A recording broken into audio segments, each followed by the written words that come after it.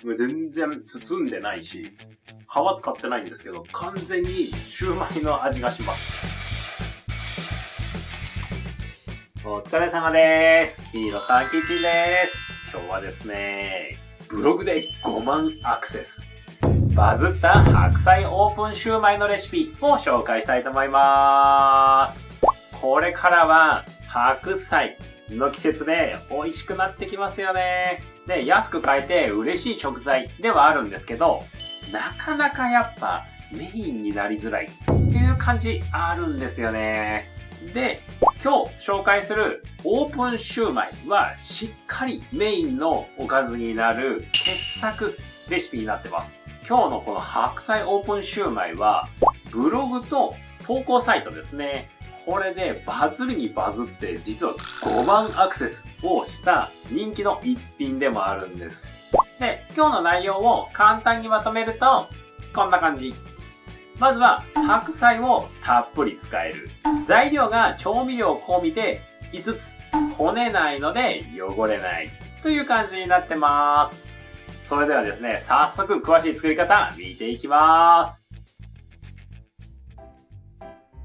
それでは材料を紹介していくんですけど、白菜、豚ひき肉。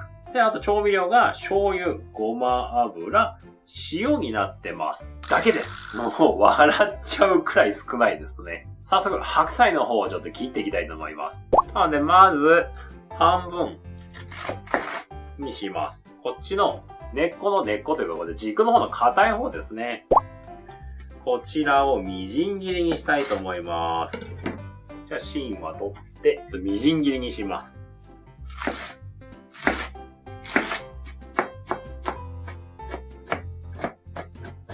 はい。こんな感じのパラパラというみじん切りになれば OK です。そうですね。このみじん切りにした白菜は、ボウルに入れておきます。はい。お次にですね、こっちの葉っぱの方ですね。こちらは千切りにしていきます。もうこっちもザクザクっと。こんな感じで千切りにしちゃえば OK です。はい、これで野菜の準備は OK ですね。さあ、お次にですね、肉種の方を作っていきたいと思います。豚ひき肉。ドン。醤油とごま油をダーン。そして、ここがひき肉を使う時の料理の最大のポイントをご紹介します。こねないですね。こんな感じで箸でほぐすように混ぜます。まあこんな感じで箸で混ぜるだけなので、汚れないですね。なので簡単という感じになってます。まあこれはもう完全に僕の持論なんですけど、こねない方がひき肉はやっぱ美味しく感じます。はい、こんな感じでざっと混ざり合ってしまえば、これで肉種の準備は完成です。そしたらですね、次はフライパンで蒸していきたいと思います。火をつけて、弱火で温めます。で、そこへ少量の油を引きます。こんな感じで油を慣らしてもらったら、さっき切った千切りの白菜ですね。こっちを入れていきます。で、この千切りの白菜に塩をですね、少しだけ振ります。で、この塩が白菜の旨味を引き出してくれます。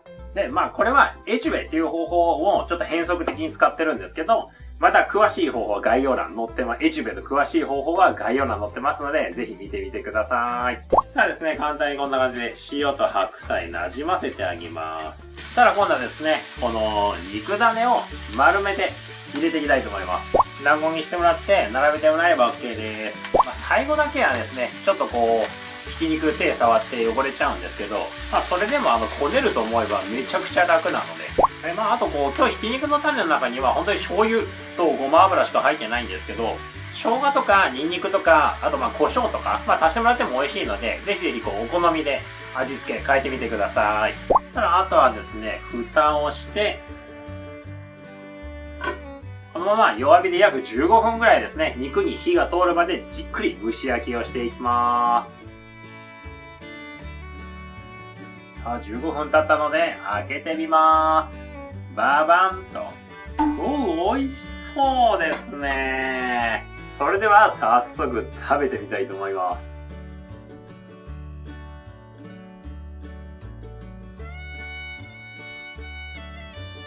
はい、完成しました。この僕だともうこのまんま食卓にドーンと出して、で、もうあとみんなで食べてるって感じなんですけど、お好みの調味料つけてもらって、僕のおすすめからしですね。からし少しこんな感じで。1個割ってみましょうか、これ。ふわっふわなんですよ。うわ、最高にいい感じですね。いただきまーす。まっ。全然包んでないし、皮使ってないんですけど、完全にシューマイの味がします。このレシピ、肉が注目されがちなんですけど、実は、この下のこの白菜ですね。これがめちゃくちゃうまいんです。もう白菜と豚肉の旨味がめちゃくちゃ詰まってますね。上の肉よりかは僕は本当に白菜だけあれば本当に満足できるっていうぐらいの美味しさになってます。さて、いかがだったでしょうか？もうブログで5万アクセス以上稼いだ人気ナンバーワンの白菜オープンシューマイでした。もう今までのシューマイって何だったんだろうっていうレベルでふわふわ食感楽しめると思うので、ぜひ楽しんでいただけたらなと思います。で、あとは火を通す環境によって少し水分が多めに出ちゃうっていうこともあるんですけど、少し多めに出たら、ご飯と卵を足してもらって、おじや風にして食べてもらったりと、汁残ったらですね、おじや風にして食べてもらったりしても美味しいです。ぜひぜひ楽しんでいただけたら嬉しいです。また、何か聞きたいこととか、リクエストあったらお気軽にコメント欄書いてみてください。それではですね、最後までご覧いただきありがとうございました。また次の動画でお会いしましょう。